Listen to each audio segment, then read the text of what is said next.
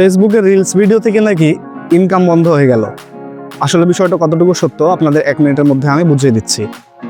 Reels video থেকে income বন্ধ হয়েছে এটা সত্যি কথা, কিন্তু ফেসবুক থেকে ইনকাম বন্ধ হয়ে গেছে এটা ভুল কথা।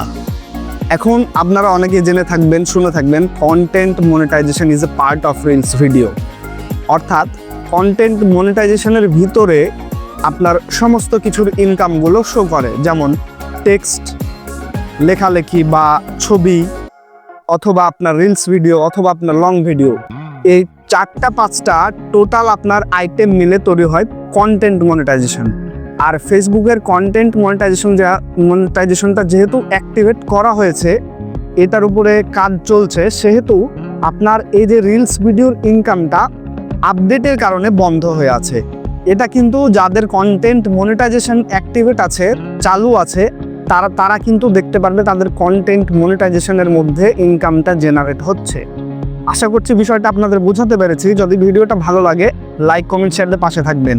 আসসালামু আলাইকুম।